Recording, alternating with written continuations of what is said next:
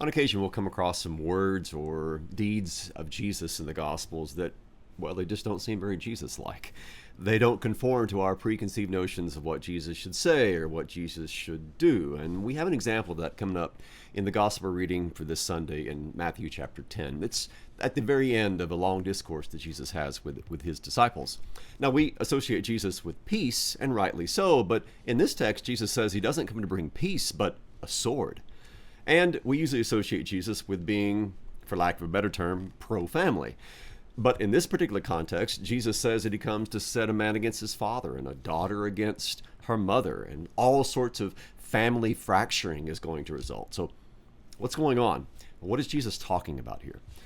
What we're going to do is take a look at this particular text from Matthew chapter 10, but we're also going to take a look at a quotation from the prophet Micah that Jesus actually quotes or alludes to without actually saying it's a quotation or allusion. And that is going to be the key, this text from Micah chapter 7, that's going to be the key to helping us understand what Jesus is getting at. As is so often the case, if we read the New Testament apart from the Old Testament, we're not going to completely understand, or we're going to sub-understand what is going on. So let's first of all just take a look at this particular text from Matthew chapter 10. Here's how it reads. This is just a portion of the reading for Sunday. Do not think that I have come to bring peace to the earth. I have not come to bring peace, but a sword.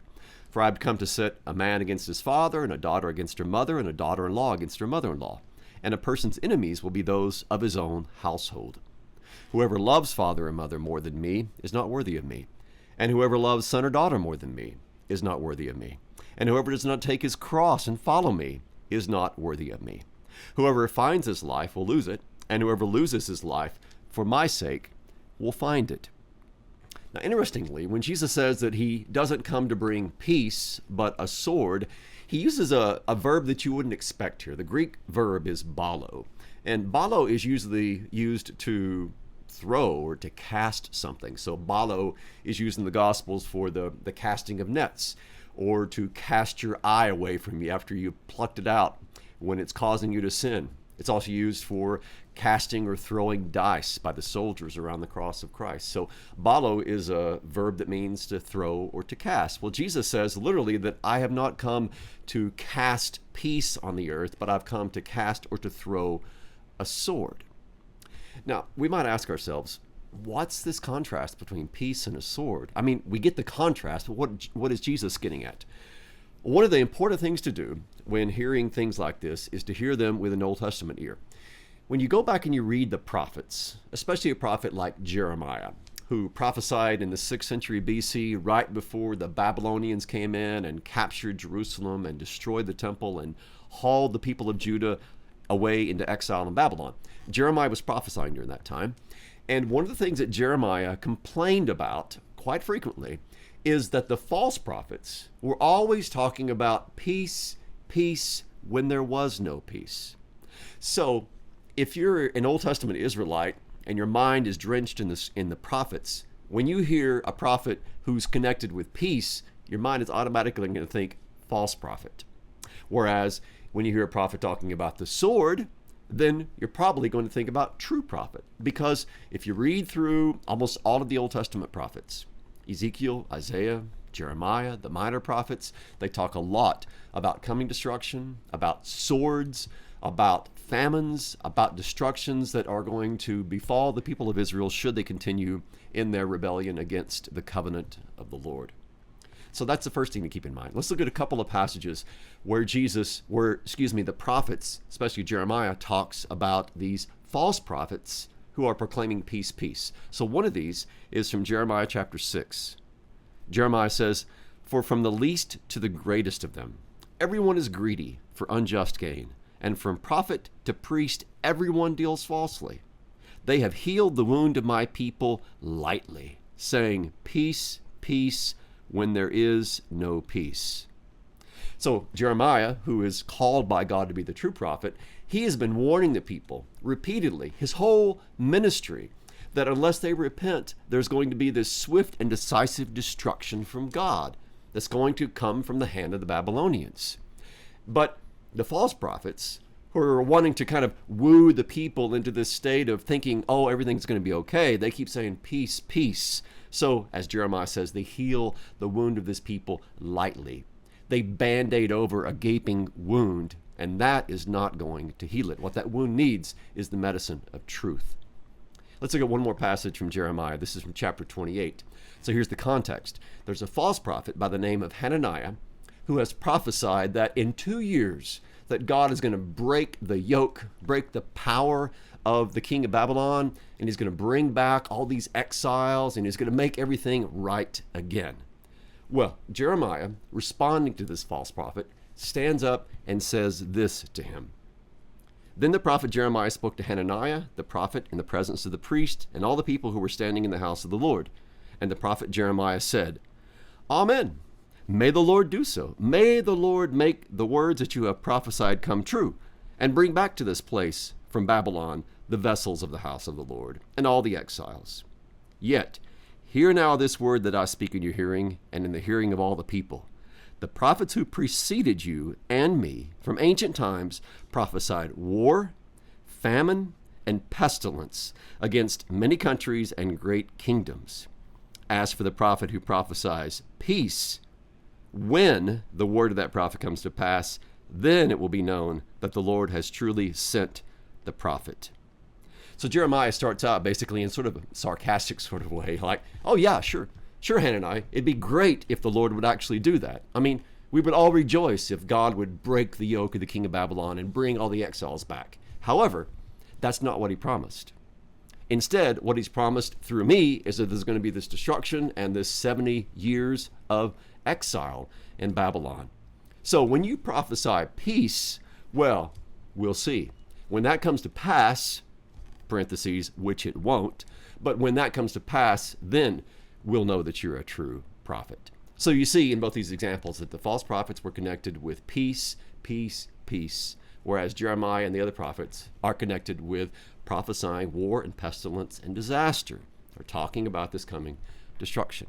So all that to say that when Jesus tells his disciples that he doesn't come to cast peace on the earth, but a sword, he is placing himself in the category of the true prophet of God.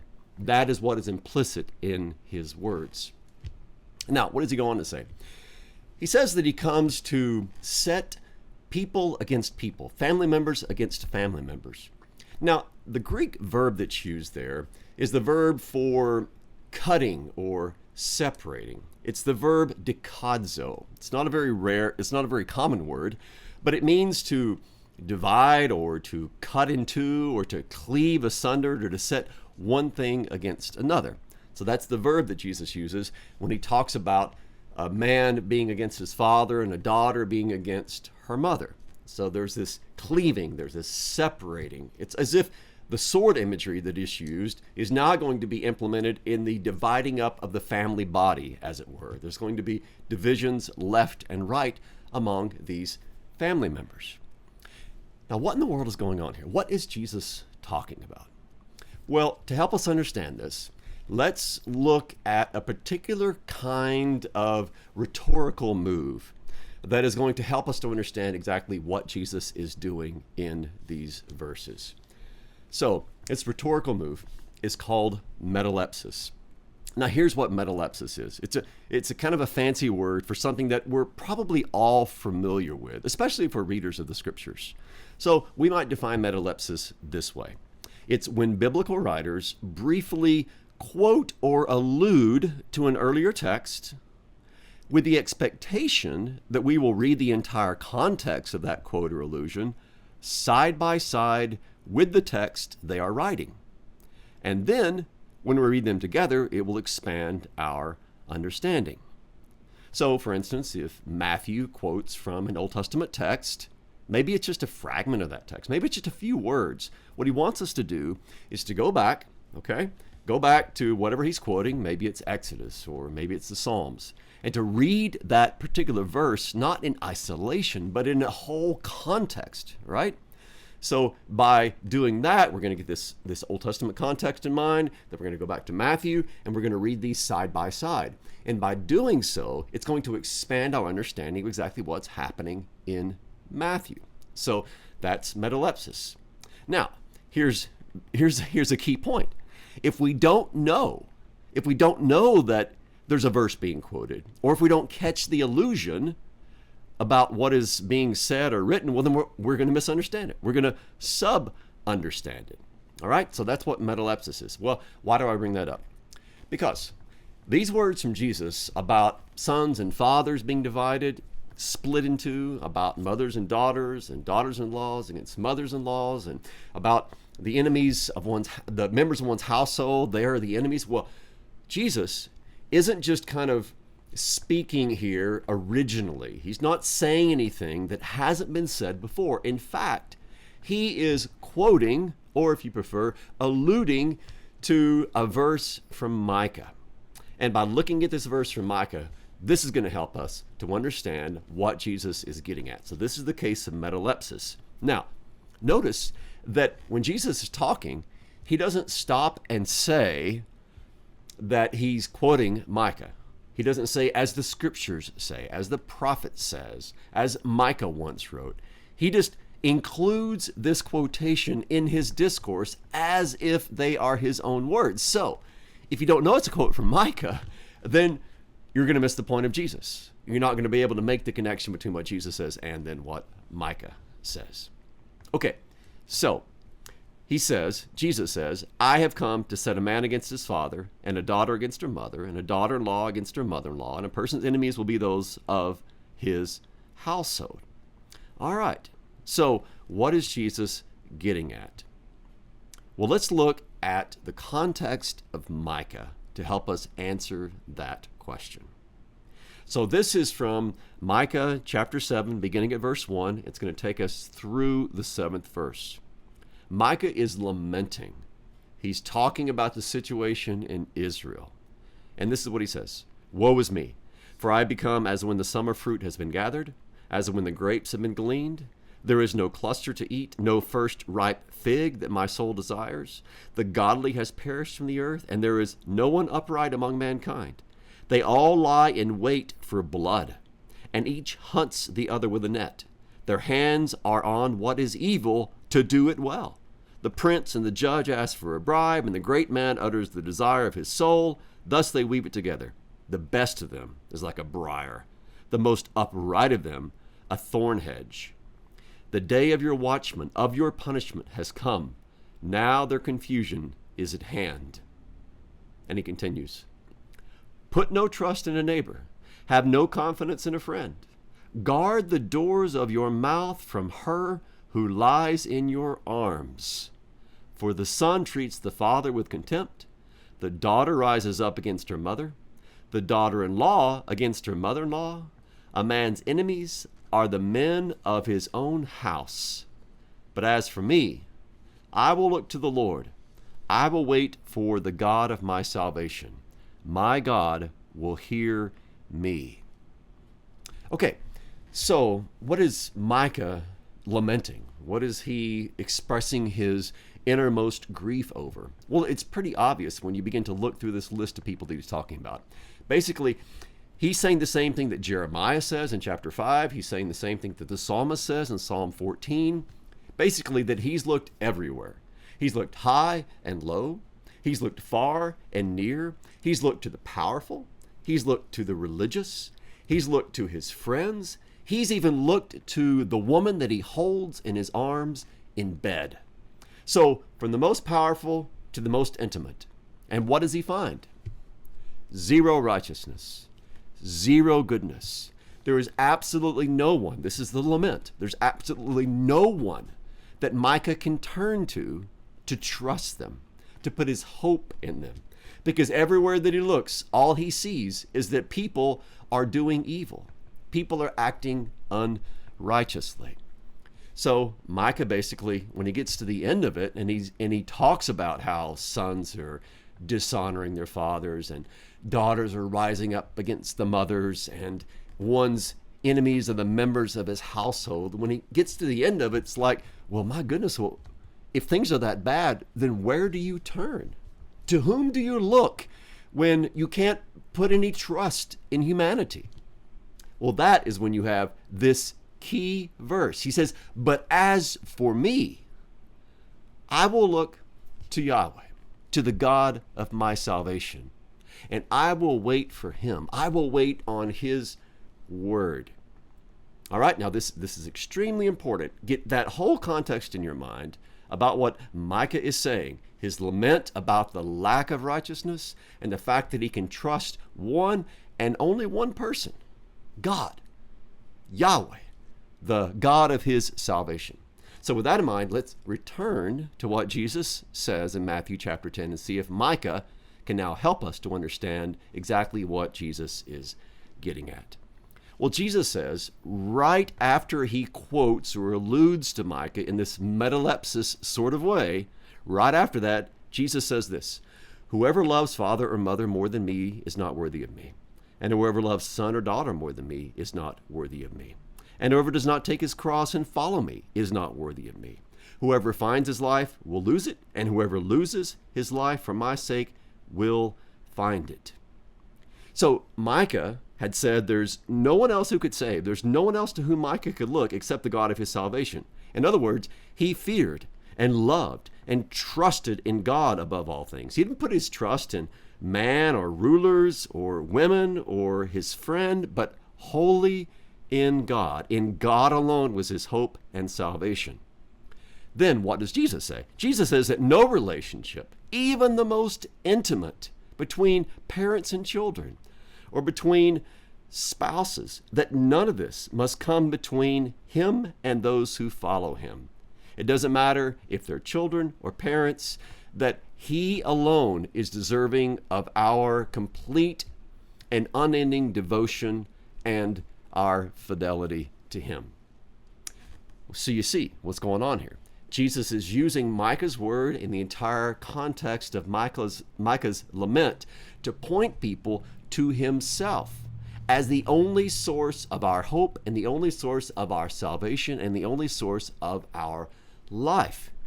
Yes, I'm not saying that Jesus is not saying that there's going to be divisions in the family over people's commitment to him, but he's getting at much more. By this quotation of Micah chapter 7, he's setting us up to understand that just like in Micah's day, there's no one else that he could follow. There's no one else that he could turn to but the Lord. So with Jesus, there's no one else we can follow. There's no one else we can turn to but him, because humans will always fail us. People, it doesn't matter if they are our intimate friend or our spouse or our parent, people are always going to let us down because people are sinners, because they do unrighteous things, because they think wicked thoughts. People are always going to fail us because they're people, because they're sinners.